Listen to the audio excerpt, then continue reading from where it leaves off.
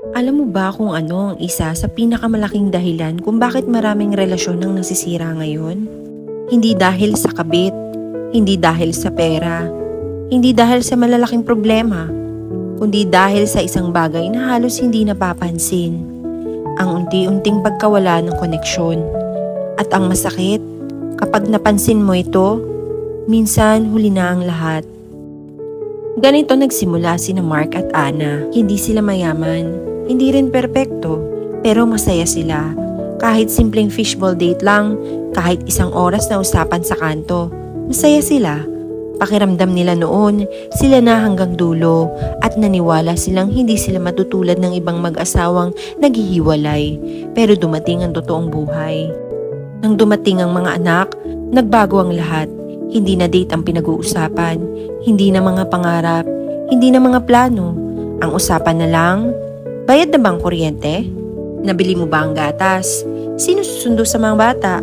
Unti-unti, naging business partners sila, pero tumigil silang maging mag-asawa. At dito nagsisimula ang tahimik na krisis. Hindi sila nag-away, hindi sila naghiwalay, pero hindi na rin sila nag-uusap, hindi na sila nagtatawanan, hindi na sila nagkukwentuhan, hindi na nila kilala ang bagong bersyon ng isa't isa. At isang araw, nagising sila na parang estranghero na ang katabi nila. May mga sugat na hindi nakikita, may mga luhang hindi na ipapakita, may mga salitang gustong sabihin pero hindi masabi. Dahil pareho silang pagod, pareho silang may dinadala, pareho silang umaasang mauunawaan, pero pareho rin silang tahimik. At minsan, ang katahimikan ng pinakamalakas na sumisira sa relasyon. Nakakalungkot isipin na minsan, hindi nawawala ang pagmamahal natin sa isang malaking pagkakamali. Nawawala sila dahil sa maliliit na bagay na paulit-ulit nating hindi ginawa.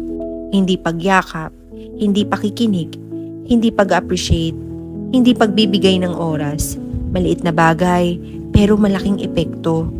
Hindi kailangan ng mamahaling bakasyon para mailigtas ang relasyon. Minsan sapat na ang, "Kamusta ka? Salamat. Proud ako sa'yo.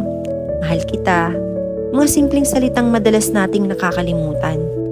Ang pinakamalungkot na parte ng buhay, hindi ang mawalan ng pera, hindi ang mawalan ng trabaho, kundi ang makasama mo araw-araw ang taong mahal mo, pero hindi mo na siya maramdaman.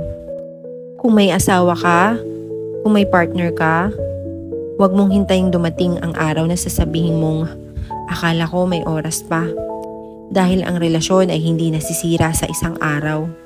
Unti-unti itong nawawala. Sa mga araw na hindi tayo nakinig, sa mga gabing mas pinili natin ang cellphone kaysa ang isa't isa, sa mga pagkakataong pinagpaliban natin ng pagmamahal, habang may oras pa, yakapin mo siya, kausapin mo siya, pahalagaan mo siya. Dahil balang araw, ang ordinaryong araw na kasama mo siya ngayon, maaaring iyon na pala ang mga araw na mamimiss mo ng sobra. Kung umabot ka sa bahaging ito, gusto kong itanong sa'yo, ano ang pinakamahalagang aral na natutunan mo tungkol sa pag-aasawa? I-share mo sa comments. Baka ang kwento mo ang makakatulong sa ibang mag-asawa. At kung gusto mo ng mga kwentong tungkol sa pamilya, buhay, relasyon, at mga aral na tumatama sa puso, subscribe sa Positive Pulse PH at pindutin ang notification bell para hindi mo mamiss ang susunod nating kwento.